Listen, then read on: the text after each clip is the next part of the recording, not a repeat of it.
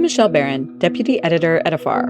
Welcome to View from Afar, a podcast that spotlights the people and ideas shaping the future of travel.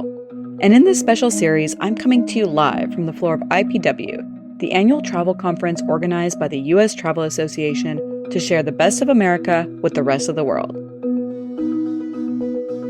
In this episode, we're talking with Adam Burke, President and CEO of the Los Angeles Tourism and Convention Board. Adam joined the organization as Chief Operating Officer in 2016. He stepped up as interim CEO in April 2020, then officially entered the role in August. He brings more than 30 years of travel and tourism experience to the job. Before LA Tourism, Adam spent 17 years at Hilton Worldwide, where he ran the award-winning Hilton Honors loyalty program. It's been a tough start to 2025 for Los Angeles. In January, the city experienced catastrophic wildfires that burned over 55,000 acres and destroyed more than 16,000 structures. More recently, the city again made headlines during protests that saw the contentious deployment of National Guard troops. Adam has worked diligently to promote the message that LA is open for business and that tourism can serve as a critical lifeline for the city's workforce and impacted communities. Well, welcome, Adam. Thank you. So we're going to jump right into it. Looking ahead with major events like the 2026 World Cup and the 2028 Olympics, how are you positioning LA's recovery as an opportunity rather than just getting back to where you were? It's a great question. And actually, the first thing I want to do is just say thank you. Because after the January wildfires, the outpouring of support from across the global travel and tourism community was amazing. And the terrific news is that LA is fully open for business. Every one of our attractions are up and running. And the best way people can support recovery is by continuing to come to LA. But you're exactly right. I would put it under the heading of I'd rather be lucky than smart. Right. Because a lot of the focus has been on 28. And certainly when LA hosts the games, it will become the first U.S. city to have hosted 3 times. So really, I think what all of these major events do is it really shines a global spotlight on everything that's new and exciting about LA. And, you know, as someone who I was born and raised in Chicago, but LA has been my adoptive home for 30 years, that's the thing I love more than anything else. It's constantly evolving. Right. So I would say to people is even if you've been to LA in the last 5 years, you haven't seen everything that's yet to come. So it's just an amazing showcase. I also spoke with Carolyn Batetta of Visit California about, you know, there's a little bit of a misconception that these big sporting events are a huge opportunity when in fact, in some ways, those, you know, sports enthusiasts, they're going to come no matter what. So it's a little bit different than your traditional leisure market that comes into the city. So how are you balancing sort of that promotion and the excitement around those big sporting events while also talking about exciting hotels and museums and other happenings that are maybe more relevant to your regular leisure traveler? I think there are several key takeaways. One is you don't have to wait until those major events come to come enjoy everything that's there. I mean, in Los Angeles, we're fortunate. We don't have to build anything new for either the World Cup or the Olympics. So, for example, for sports enthusiasts, we have 11 professional sports teams. That's the most in the country. So whether you want to see Shohei Ohtani at Dodger Stadium, whether you want to see a football match from Angel City or LAFC or the Galaxy. We have 3 professional soccer teams. And one of the things we learned talking to other host committees is in the run-up to a major event, often you see a decline in visitation. So one of the things we're doing is working very hard to make sure that people know actually the perfect time to visit LA is any time, because it's not going to be, they're going to be, pardon our dust, we're working our way up to the games. We're ready for it now. Right. The second thing is really engaging our local business community, because when you look at all of these major events, it's a huge opportunity to showcase our neighborhoods. One of the things I love is that LA is truly one of the most diverse and inclusive communities on the planet. Angelenos come from 140 different countries, speak over 220 different languages. I think that's why we're really such a great host city for these global events, because visitors from around the world don't just feel welcome, they really feel embraced and at home in the community. Right. And one thing that's also great is that you do benefit from some of the maybe infrastructure upgrades. We have to talk a little bit about LAX, and there's been a lot of changes there. So where do things stand with LAX, and is it going to be ready for the Olympics? Well, it's funny you say that, because for those of us who live in Los Angeles, no one's more excited than us about what's happening out at LAX. As you know, they're in the middle of a multi-billion-dollar modernization, and so much of the work has already been done. I mean, for example, when we hosted IPW last year, there were a lot of delegates who hadn't been to LA in 5-10 years, and they've never been to the West Gates at Tom Bradley. So they didn't realize we have this new state-of-the-art terminal, totally biometrically enabled. Just about a week and a half ago, I was at the grand opening of Metro's direct connection from LAX to downtown Los Angeles. That's now open, so you can finally take public transportation from LAX. And early next year, we're going to see the automated people mover open. So the enhancements at LAX are incredible. Yes, we are still a little bit in the pardon our dust phase, but it's like seeing time-lapse photography for me as much as I travel. And to see the progress they made is remarkable. So that infrastructure has really changed the guest experience. Yeah, it's very exciting. We all are excited about the changes and enhancements there. So you mentioned the challenges, and the wildfires earlier this year have been called the most catastrophic in LA's history. As someone who leads an organization with 540,000 tourism workers, what was your immediate response, and how did you balance empathy for those affected with the economic realities of keeping the industry afloat? So I think the first thing is you have to put context around it. There's no question that the wildfires were absolutely catastrophic for the residential communities in the Palisades, Altadena, and parts of Malibu. That was really heartbreaking to see. But that said, one of the things we learned from previous natural disasters in other parts of the world is it's really important to educate people about what the impact was. So Visit California fielded research, and they found that the average American traveler believed that 41% of the region have been damaged by the wildfires. Again, while it was absolutely tragic for those communities that were affected, it's actually less than 2% of the region. And we had so much support with people saying, what can we do to help your community? The biggest answer is please continue coming to Los Angeles. And I'm so thrilled to say that every one of our attractions is completely open for business. But I think the really important thing is we have a responsibility and an amazing platform to really help lift up our community in a time like that.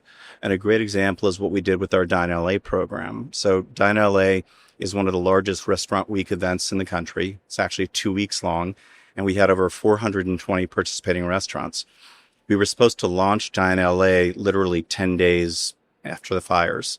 So we reached out to our advisory board from the restaurant community saying, first of all, do you want us to move ahead? Because we wanted to be very respectful of the community. And they said, not only do we want you to move ahead, we need you to, because I think it's fair to say across the country that the restaurant community was hardest hit by the pandemic.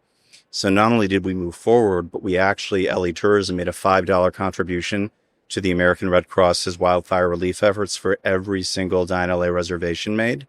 And Bank of California came in with a matching grant. So Dine LA starts at a $15 price point, all the way up to really exclusive dinners for $85. That means you could spend $15 on lunch and $10 of it went to wildfire relief. Oh, wow. So that was so significant. We were actually able to give a $100,000 check to the American Red Cross just through Dine LA. And we did that through a lot of our programming. And we're just so grateful for how the community showed up to support not just the restaurants, but by eating at your favorite restaurant, you could also support those in need.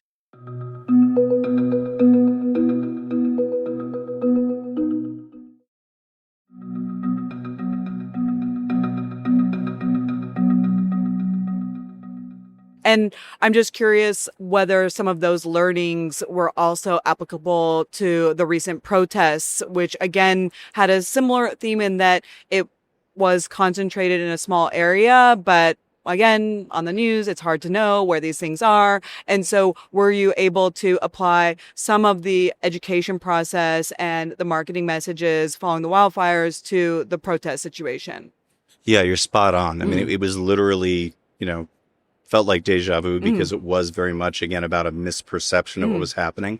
I think the first thing people need to know is that I would say 99% of all of the demonstrations were done responsibly, peacefully, lawfully. There were isolated incidents, but as you said, they were literally occurring in about a 1 square mile area within downtown. So even the rest of downtown, I work right downtown, and we didn't see it or feel it. And I think part of that is really a testament to the fact that Angelinos were coming out to speak up, but in a way that was very responsible. And I'm thrilled to share that while Mayor Bassett put in a curfew just as a precautionary measure, as of this moment talking to you, she's lifted the curfew. So, downtown is really getting back to business. And I would say that it's completely safe, and coming to Los Angeles now is more important than it's ever been. Right. And I swear this will be my last question about crises. No, totally fair. But this isn't your first crisis. You took over during the pandemic in 2020. So, how did your experience navigating COVID recovery inform your approach to any crisis? Yeah, I think there are great lessons to take away from it. For me, one of the biggest ones, and our team has heard me say this before, but I think one of the biggest fallacies of the pandemic was, quote, no one saw this coming. Well, unfortunately, there was a group of people who were shouting from the rooftops for about a decade, and that was scientists who were in epidemiology saying, hey, everyone, global pandemics run in historical cycles. We're probably about 20 to 30 years overdue, and no one, myself included, heeded those warnings. So I think what we took away was, imagine if, starting in 2010, we had been putting in the right mitigation strategies, knowing that there was going to be a pandemic in 2020. The lesson we've applied moving forward is there are going to be other disruptions to our business. And I think the organizations that are going to be most successful are those that are completely prepared for those contingencies and already have plans in place. Hopefully, no more crises, but whether it was what happened in January with the wildfires or the misperceptions about what happened over the last week and a half, we already have the plans in place to be very responsible and to put our community first, but to also realize the most important thing you can do is be a source of trusted and reliable information and be agile enough to shift your programming in real time. Right. No more getting caught off guard like that. Exactly. So as the board chair of Tourism Diversity Matters, you're someone who champions the concept of ensuring that everyone feels welcome. At a time when there are concerns about how our national policies, particularly related to border control and immigration, could make some international visitors feel unwelcome, how do you plan to get that message out, especially as Los Angeles prepares to host these major international sporting events? I think that's one of the reasons why IPW is so critically important this year. When you walk around the floor, you can feel this energy and positivity. And it's because I think people in our industry recognize that, first of all, travel and tourism really has always been one of the best forms of diplomacy. It really builds bridges between people. And, I think that's one of the things we'll continue to advocate for. U.S. Travel's done a terrific job. I have the privilege of serving on the Travel and Tourism Advisory Board. And I think the way we're framing it is, the most important thing for the U.S. is to recognize that tourism has always been one of our nation's biggest service exports. And so we're deeply concerned about anything that would create a negative perception of the U.S. as a travel destination. So I'll talk about LA in a second, but I think one of the biggest things we need to do is ensure that Brand USA is reauthorized. It's remarkable that prior to 2009, we didn't have a national tourism office. I know. And our share of international visitation was anemic. They have generated $24 for every dollar they spend over the last 15 years. And that 24 to 1 ROI doesn't go to Brand USA. It goes to destinations across the country. And I think the thing that's really important is it goes to secondary, smaller destinations who wouldn't have a voice or a presence internationally without Brand USA. So I think that's one of the most important things, is to make sure that Brand USA is reauthorized, and that we really rebalance, because we had a trade surplus for tourism of about $53 billion before the pandemic. That's now gone the other way, where we've swung about $100 billion. There's about a $50 billion trade deficit. So we've all got to lean in together, because it's critical for, the 16 million or so people who work in this industry. It's so true. It's so true. You said you were going to talk a little bit about LA and getting out that welcoming message, specifically in LA. The thing I love about the way our creative team has always approached this is, for all of our messaging, we don't tend to cast talent. We actually cast real Angelinos. So in every spot you look at over the last few years, first of all, you're going to see a very authentic representation of our community.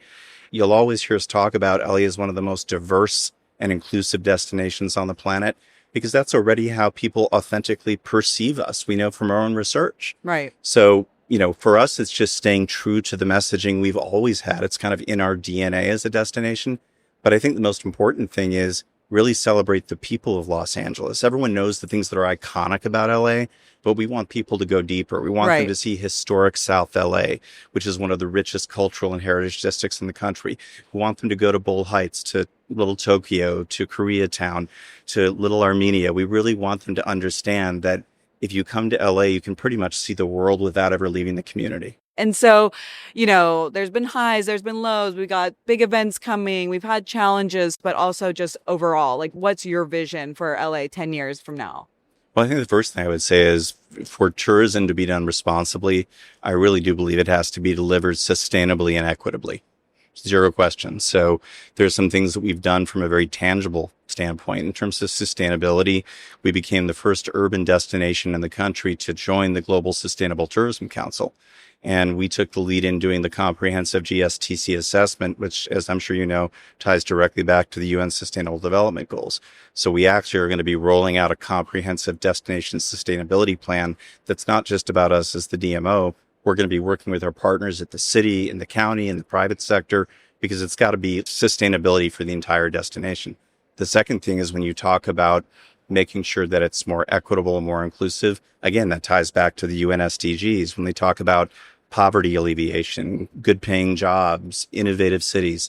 So we've actually been working hard with a lot of our partners. We have a program called Empower LA that is designed to really elevate small, diverse-owned businesses and make sure that they have access to the power of tourism, right, including doing things like tourism readiness training, teaching a small business how do you really tap into international visitation? Yeah. How can you become part of the supply chain for a citywide convention? So it's really about elevating our community. So my goal, if I were to look 10 years down the road, actually, it's going to be interesting. It's not about how many visitors we have. It's about what it does for our community. Right now, there are about 540,000 people employed in the industry. My dream would be 10 years from now that there are 1 million people employed in our industry. Right. I think that's the ultimate barometer of success is what it does for Angelenos. And then just the 30-second challenge, not the PR pitch for why you should visit LA, but when your friends or family come to town, where do you take them? What are you doing with them? Give us the locals guide. So the local tea is, first of all, I tell my friends, do not try and drive everywhere. Right. One of the best ways of enjoying LA is car free. So what I would suggest is pick a couple neighborhoods, spend a few days in each and really do a deep dive. You'll be able to walk everywhere. Yeah. So for me, for example, one of my favorites is the Arts District because it combines some of the most amazing free public street art in the world by renowned artists like Shepard Fairey, who actually designed our new logo, David Choi, Mr. Cartoon. But it also has incredible architecture, boutique hotels that have a lot of adaptive reuse, great restaurants. Or maybe you want to ride your bike up the ocean on the Strand. I think that's really the best LA experience is where you do a deep dive and pick a couple neighborhoods and get a feel for what it's like to be a local. And that's where you really discover the real authentic Los Angeles. Thanks for joining this episode of View from Afar. In the show notes, you'll find links to everything we discussed today, as well as the Los Angeles Tourism website and social media handles and our recent LA coverage. And be sure to follow along this week to hear more interviews with industry experts. You can find more Views from Afar on afar.com, and be sure to follow us on Instagram and TikTok. We're at Afar Media. If you enjoyed today's conversation, I hope you'll come back for more great interviews. Subscribing always makes that easy. And be sure to rate and review the show on your favorite podcast platforms. This has been View from Afar, a production of Afar Media. The podcast is produced by Aislinn Green and Nikki Golteland, with assistance from Michelle Barron and Billy Cohen. Music composition from Epidemic Sound. This podcast is part of the Airwave Media Podcast Network. Visit airwavemedia.com to listen and subscribe to their other fine shows like Culture Kids and the Explorers Podcast.